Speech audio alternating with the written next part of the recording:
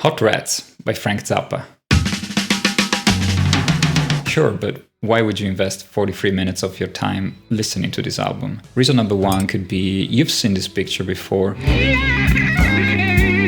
and you would like to know how somebody can look this cool. Reason number two, you like to be invested by raw and bizarre musical energy that doesn't let up for the entirety of the album. Reason number three, you appreciate unusual but very tight arrangements, the use of different instruments, something that you're not super used to here, and also you like jam sessions with very talented musicians. One reason you might not like this album is if you don't like instrumental tracks, if you rather have a human voice to accompany you during a song, this is maybe not for you.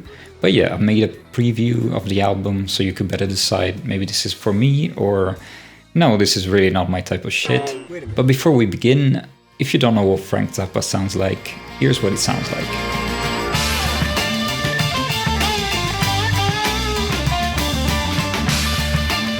Alright, so track number one, Peaches and Regalia.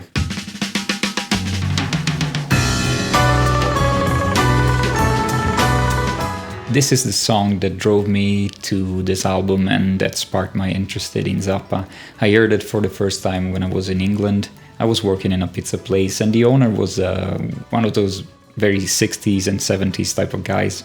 Roger Waters, King Crimson, Jethro Tull kind of guy. And I asked him about the song because it was very unusual, it very much stood out from the rest of the playlist. And he told me it was Zappa, and so that was my first Zappa moment. I mean, this song is so iconic, it's unmistakable. I think nothing really sounds quite like this, except for maybe track number 3. But yeah, from the first second, it just captures your ears and it doesn't let go. Track number 2, Willie the Pimp.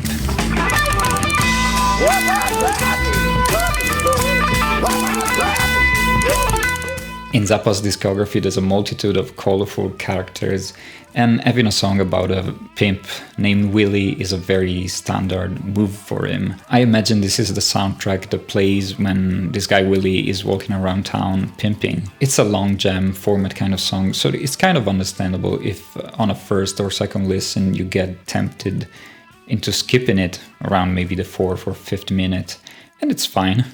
Track number 3, Son of Mr. Green Jeans.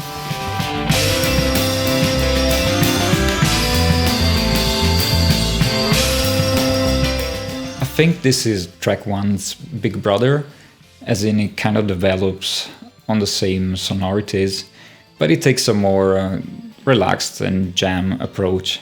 And as in track number 1, Peaches and Regalia, your ears are constantly getting spoiled by a variety of cool transitions, solos and phrases. And if you don't have the patience to listen to the whole thing, I would suggest at least to listen to this little part here. Track number 4, Little Umbrellas.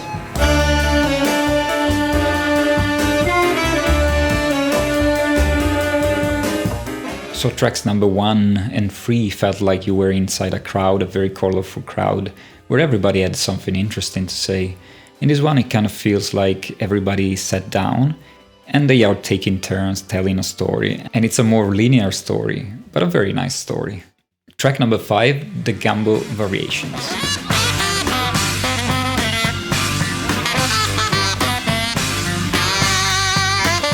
This is a legendary track, one of the most famous jam tracks, period. If I ever manage to do something with even a fraction of the energies that Ian Underwood puts on his sax solo here, I would be a very happy person for the rest of my life. Again, not a track for the impatient person. It's like 13 minutes long, and it's not even the full version, the long version. Track number 6, It Must Be a Camel.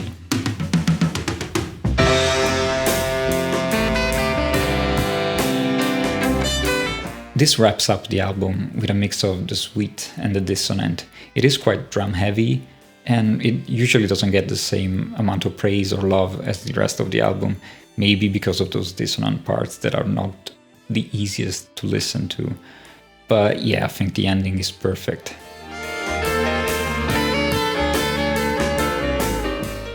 So that's it. That's me trying to make you listen to Frank Zappa. In my opinion, the best way to listen to this album is inside your car.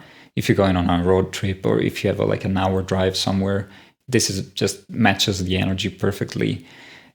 I think if this album was a character in D&D, it would be like a chaotic, neutral warlock or something. And the only thing left to do is to check if this kind of music goes well with skating.